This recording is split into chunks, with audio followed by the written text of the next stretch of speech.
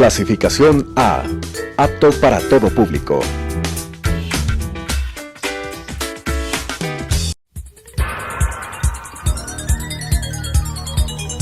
Las opiniones vertidas en este espacio por la producción y dirección del programa son de exclusiva responsabilidad de sus autores y de quienes intervienen en ellos.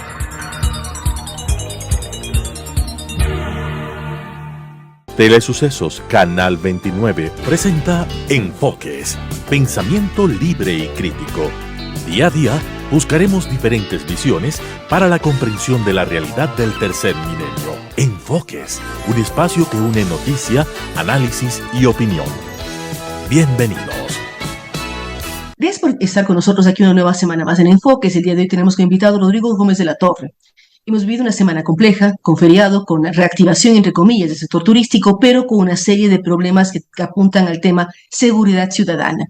¿Cómo analizarlo? ¿Cómo evaluarlo, Rodrigo? Y cómo desde el mundo privado y desde la ciudadanía lograr empezar a despegar como país, a cambiar las cosas y a demostrar que somos un país que busca la paz y que quiere trabajar, porque son los dos puntos fundamentales para avanzar hacia el futuro. Muy grato saludarte, Claudia, a todos los televidentes. A ver, yo creo que es importante reconocer, y voy a comenzar con esta semana compleja, con actos de violencia muy fuertes, en donde pueden ser casualidades, no creo en casualidades, pero justamente a partir de lo que se evidencia, la acción de la Fiscalía Norteamericana con Nielsen Arias y todo el círculo de corrupción que está rodeado del mismo, comienzan a aparecer los actos de violencia en cárceles, comienzan a aparecer explosiones en la zona de San Borondón, Durán, Santo Domingo, y no creo que, como digo, sean coincidencias. Es como que toda acción de la Fiscalía, y aquí hay que reconocer, de la Fiscalía norteamericana principalmente, genera efectos inmediatos de violencia hacia la ciudadanía en el Ecuador. Ahí viene el tema. Vemos un gobierno que hemos visto algunas cosas, algunos temas podríamos cuestionar o no, pero que ha tomado y se ha empoderado, porque inicialmente con el traslado de presos que estaba programado, el presidente también tenía programado un viaje a Orlando. Sin embargo, suspendió el viaje, lo cual era absolutamente predecible. Se ha tomado el tiempo de visitar cárceles, de recorrer, hacer sobrevuelos, ver lo que está sucediendo en Esmeraldas, se me había pasado mencionar Esmeraldas, pero la situación de inseguridad sí es altamente preocupante. Ante esto, y con inseguridad, desde Quito hacia Esmeraldas principalmente, donde es para quiteños es un sitio turístico muy, muy visitado, vimos que no hubo un impacto al turismo tan fuerte como el que se esperaba. Se esperó realmente una cancelación de más del 50% y no se ha dado.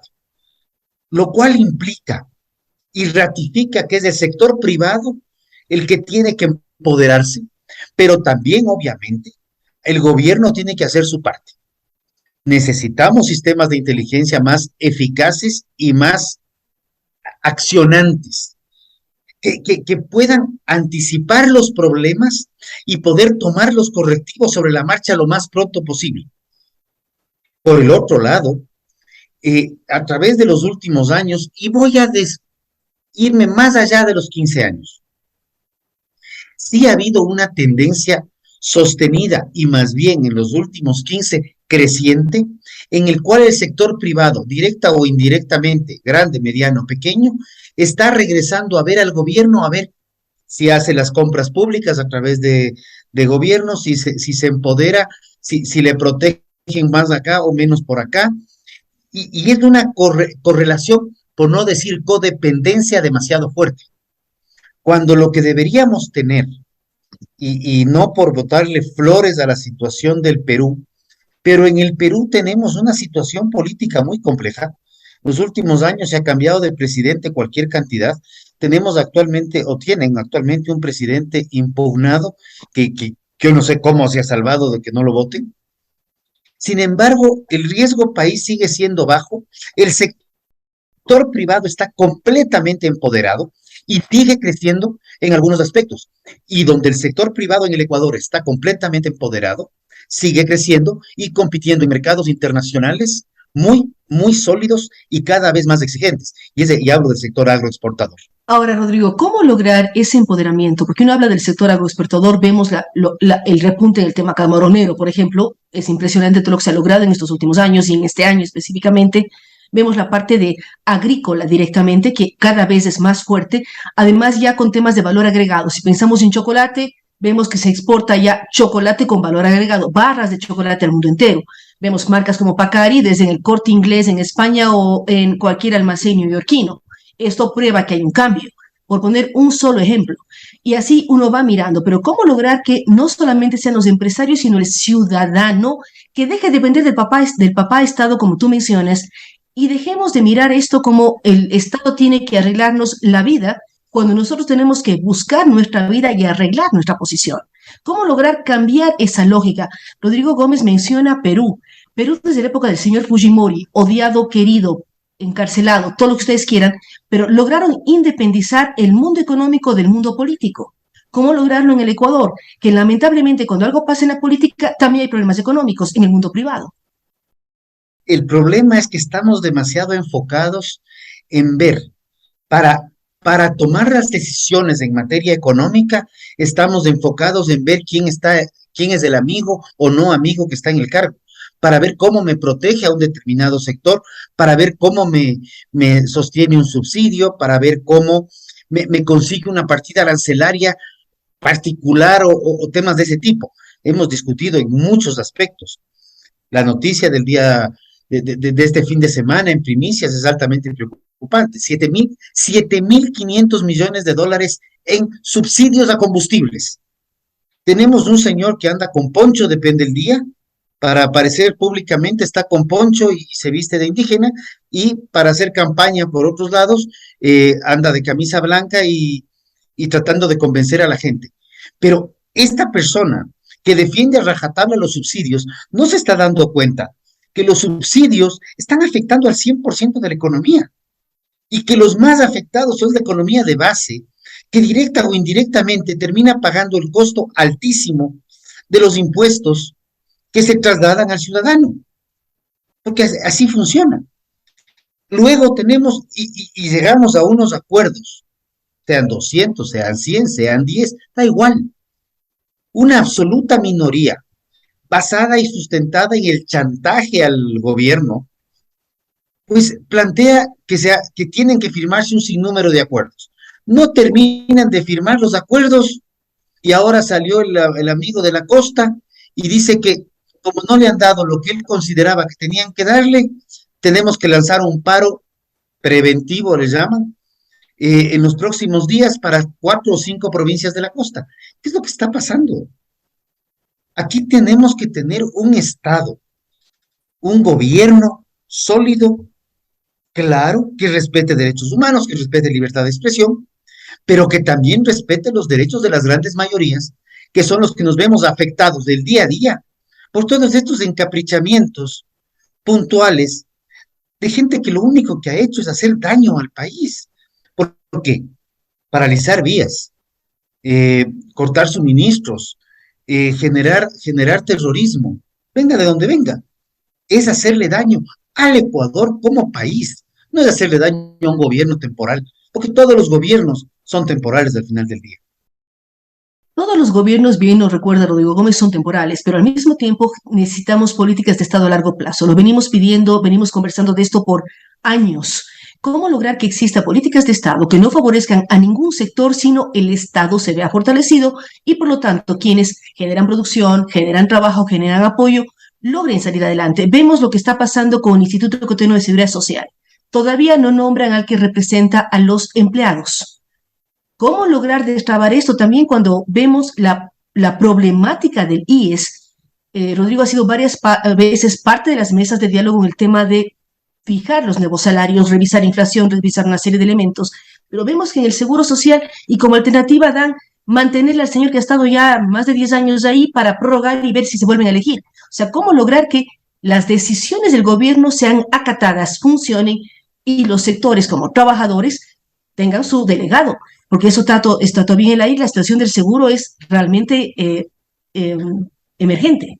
A ver, ahí sí me pones en una encrucijada. ¿Digo lo que pienso o no digo lo que pienso? Pero con todo el respeto a la presidencia de la República, el decreto famoso con el cual destituía a los delegados del sector empleador y del sector trabajador puede sonar bonito, pero no es legal, no es del todo legal. ¿Y por qué? Porque la presidencia de la República no es ente nominador. Los entes nominadores para los delegados del Seguro Social, tanto para el sector privado como para el sector trabajador, salen del artículo 28 de la Ley de Seguridad Social. Artículo 28 que en el 2015 fue declarado inconstitucional, razón por la cual la Corte Constitucional le dio un plazo perentorio a la Asamblea para que reforme el artículo 28, corrigiendo los problemas que consideraba que están estipulados claramente en la sentencia y donde debió haberse dado esta situación. Finalmente la Asamblea reforma en el mes de mayo del 2021, al cambio de gobierno. Traslada el proyecto de ley o la ley aprobada en la Asamblea a la presidencia de la República, y el presidente de la República le da veto total a la reforma al artículo 28. Debo reconocer que la reforma al artículo 28 era mala, pero creo que era peor quedarnos en este limbo donde nadie podía nominar a los delegados, ni trabajadores ni de empleadores.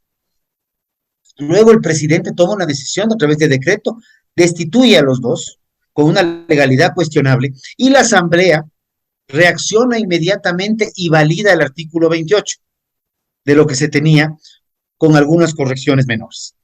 Entonces, en este instante, la situación de los delegados, de los trabajadores y de empleadores, está en un limbo peor que el que teníamos antes, porque ante la existencia de la ley, el decreto, que en mi criterio es de legalidad cuestionable, pierde validez.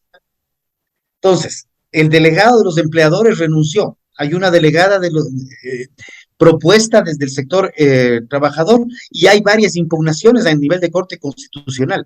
Entonces, el Instituto Ecuatoriano de Seguridad Social se encuentra, a mi criterio, en un limbo jurídico espantoso, porque para tomar decisiones a nivel de consejo directivo se requieren 2 delegados al menos de los 3, y en este instante solamente con legalidad absoluta estaría el delegado del presidente de la República. Los otros 2 están en una suerte, unos dirán nombrado el uno, no nombrado el otro, otros me dirán ninguno de los 2 validados.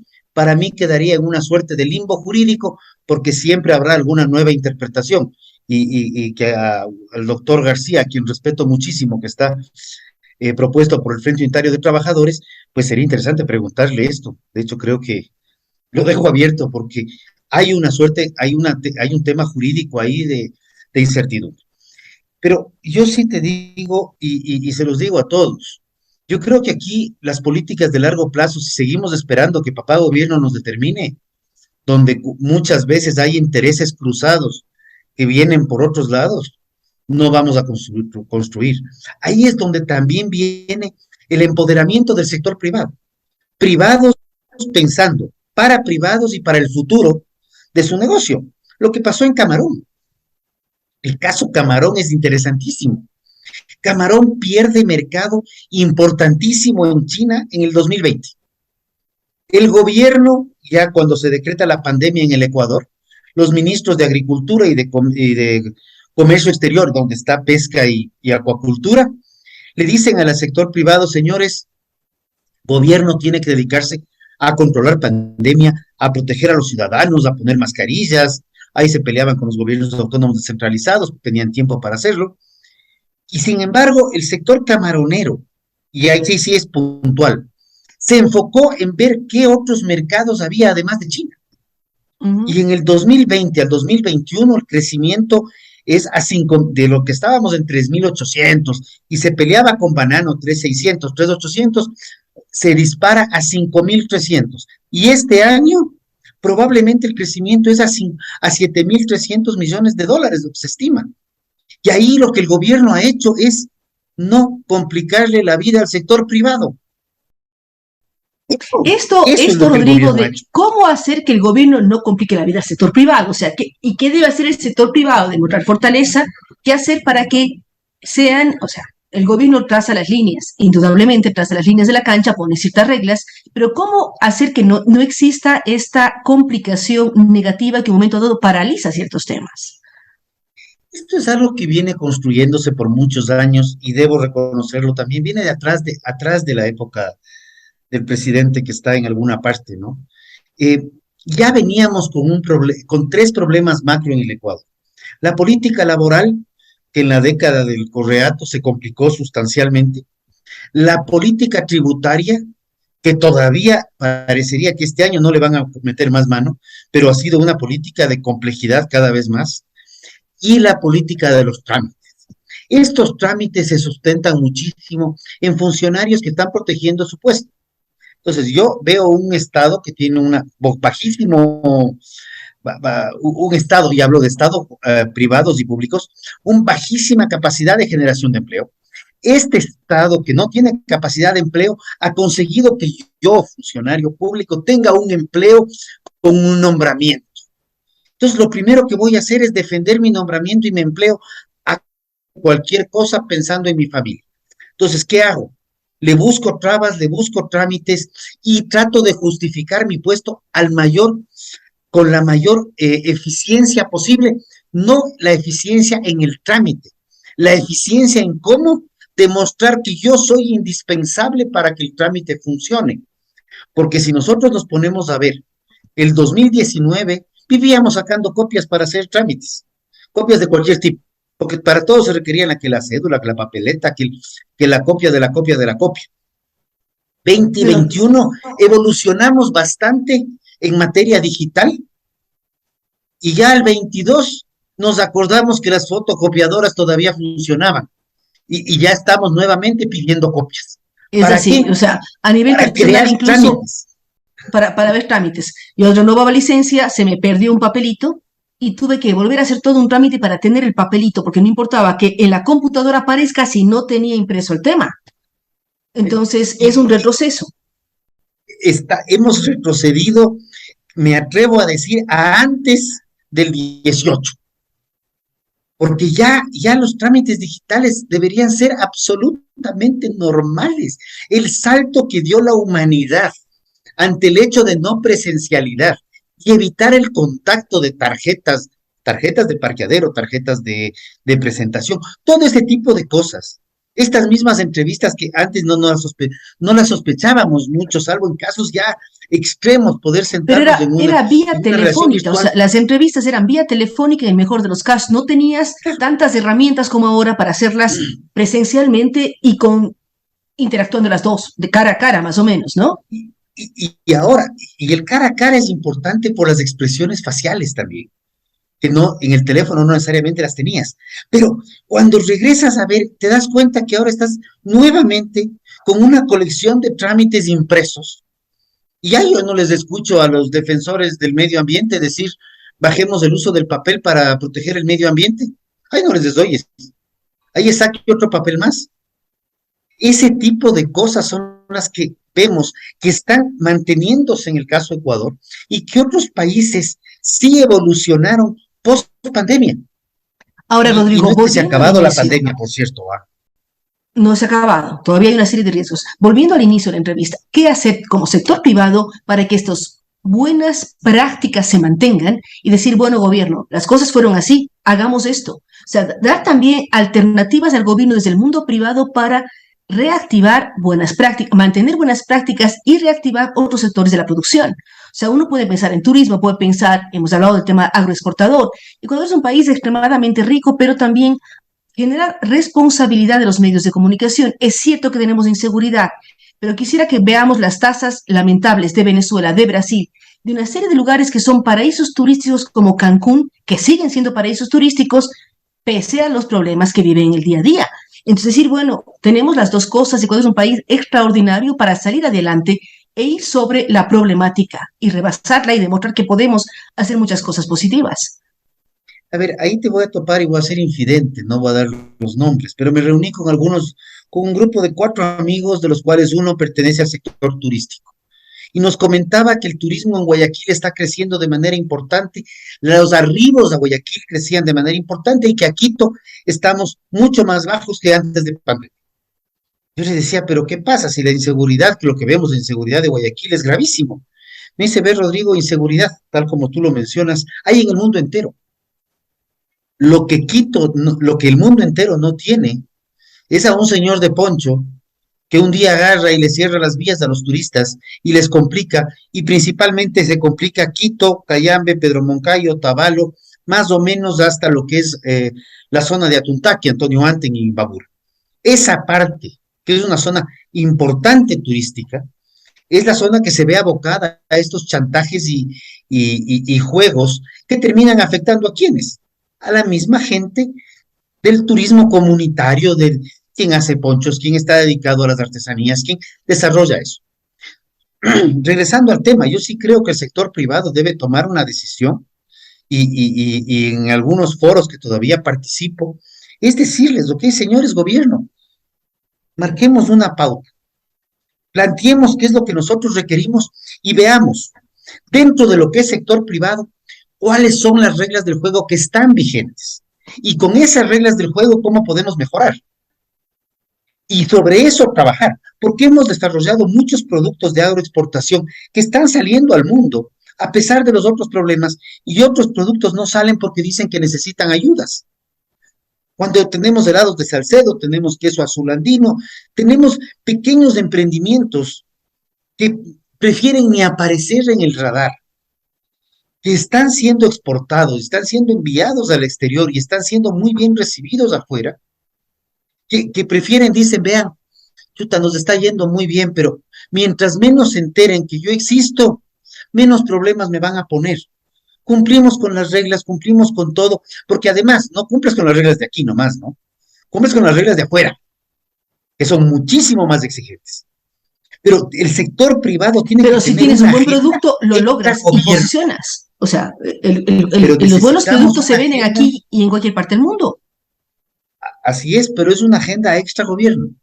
No es una agenda interna solamente. Es una agenda extragobierno en el cual el sector privado vea y ya le traslade a gobierno y decir, ok, lo ideal sería que en el tema laboral se pueda hacer esto, que en el tema tramitología, lo irónico de todo, que en el tema tramitología salga el reglamento a la ley de reducción de trámites que se aprobó en el 17, se ejecute el decreto ejecutivo de este gobierno para reducción de trámites.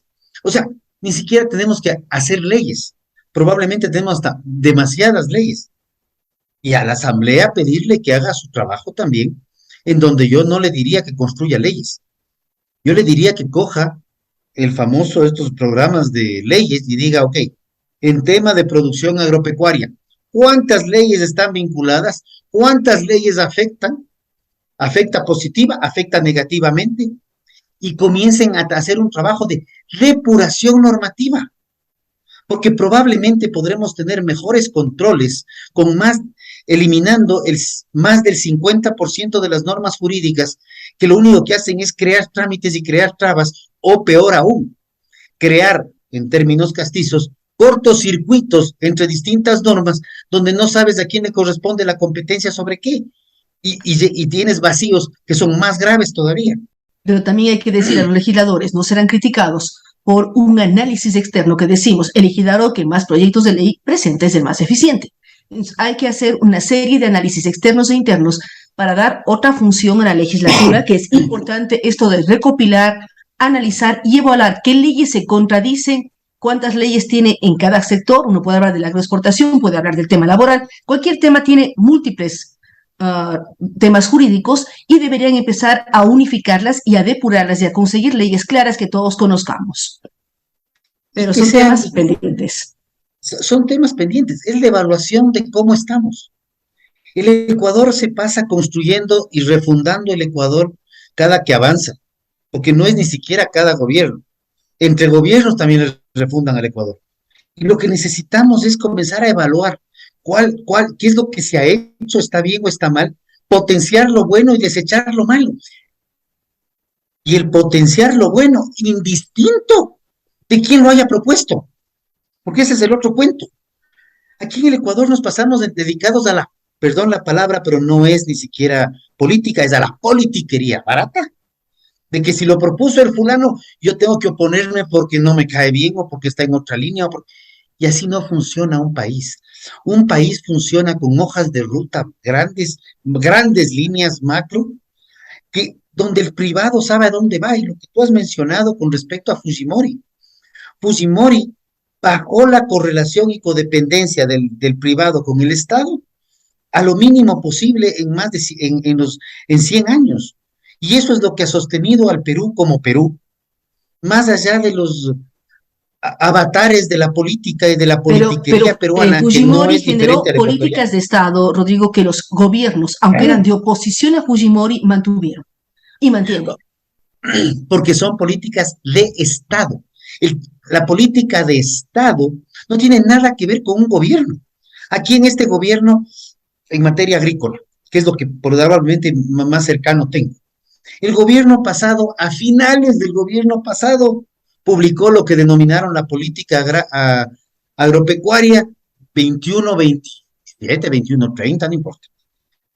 Uno de los, probablemente de los mejores documentos que hay. Cuando se lo ponía a discusión, te decían, es que ese es del gobierno pasado, tenemos que repensarlo. ¿Qué me importa? Si algo bueno hizo el gobierno pasado, cojamos eso y utilicémoslo. Sí, pero en todas las áreas, en educación, en salud, se empiezan campañas. Yo recuerdo, era muy chiquita con el tema Premio Grammy de León Febres Cordero, que fue muy exitoso, pero como el gobierno que vino era de oposición a Febres Cordero, cambiaron los nombres y vuelven a cero. Vuelves a posicionar una marca. Entonces, hay que repensar, es así. Hay que pensar en país y no en gobierno. Hay que pensar en Estado y no en gobernantes. Ese yo creo que es el gran reto, porque ya hemos confundido las palabras Estado y gobierno. Gobierno es actualmente el presidente Lasso, anteriormente el presidente Moreno, en 2 años y medio, 3 años más, el que gane las elecciones. Ese es el gobierno, y pondrá sus ministros, y serán buenos o serán malos, no importa. El Estado somos todos, donde están las instituciones que deben ser sólidas y deben ser claras. Y las instituciones no pueden estar alineadas a un gobierno. Y ahí, por ejemplo, ese famoso desastre, engendro, entuerto, como querramos bautizarle, que se denomina Consejo de Participación Ciudadana y Control Social, una entidad creada en esa Constitución del 2008, que para lo único que ha servido es para cooptar la participación ciudadana y ejercer un control social desde el gobierno. Es espantoso, es absolutamente espantoso. Pero hay que seguir trabajando y es muy interesante lo que hemos dialogado, Rodrigo, porque uno habla desde el sector privado que debe funcionar al margen del gobierno, es decir, que tenga su lógica propia, cumpla las reglas, cumpla las normas, pero que no vean al papá Estado como el todopoderoso que les va a ayudar. Uno tiene que gestionar su propia acción, avanzar hacia adelante, cumplir las normas y generar producción, generar trabajo de manera absolutamente legal y cuidando el futuro de todos. Así es que uno tiene que pensar de los dos lados, generar políticas de Estado, pero también desde el sector privado, dejar de depender de lo que está pasando y seguir trabajando y sacar al país adelante. Gracias nuevamente a Rodrigo Gómez de la Torre y a todos ustedes que nos han acompañado el día de hoy. Nos vemos en 7 días más. Las opiniones vertidas en este espacio por la producción y dirección del programa son de exclusiva responsabilidad de sus autores y de quienes intervienen en ellos.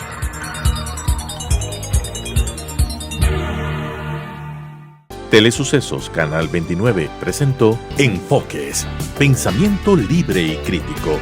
Día a día buscaremos diferentes visiones para la comprensión de la realidad del tercer milenio. Enfoques, un espacio que une noticia, análisis y opinión.